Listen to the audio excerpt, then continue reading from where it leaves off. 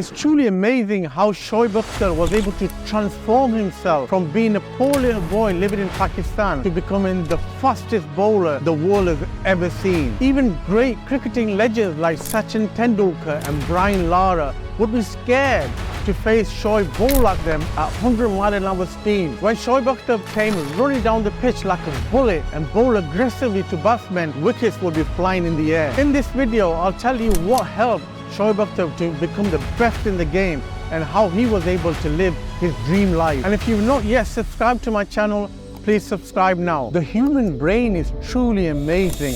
It has the ability and the capacity to see things before they actually happen. And the brain finds it extremely difficult to distinguish between reality and imagination. Shoaib Akhtar understood this concept and he used a very powerful technique called creative visualization to help him to achieve his dream of becoming the fastest bowler in the world. He would visualize himself taking a long runner, running as fast as he could and bowling at speeds of 100 miles an hour. Creative visualization uses your imagination to create mental pictures of your desired outcome. It's based on the principle that your mind and your body are connected, and what you think and feel influences your action and your outcome. Creative visualization is a mental rehearsal of the things that you want to do and the outcomes that you want to achieve. After visualization, you have to follow up with real life practice. So for example, a lot of the presidents, prime ministers and heads of states,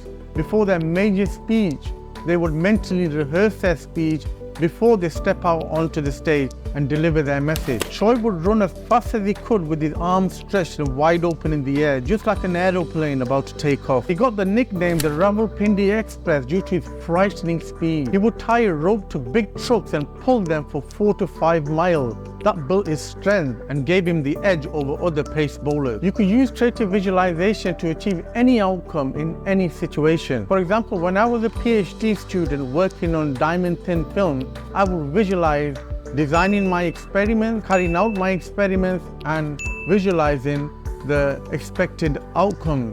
And this helped me to produce a lot of data, a lot of results, and I was able to publish about 28 research papers by the time my PhD finished. I'll finish with a saying from Mr. Walt Disney, the founder of Disney World: if you can dream it, you can achieve it. And that's exactly what he did. After coming up with an amazing idea to build an entertainment park, he visualized exactly how he wanted the theme park to look like in great detail. Unfortunately, Mr. Walt Disney couldn't live to see the completed project. But his brother, speaking after Walt's death, said that his brother had visualized the whole thing before even a single brick was laid. So never ever underestimate the power of your imagination.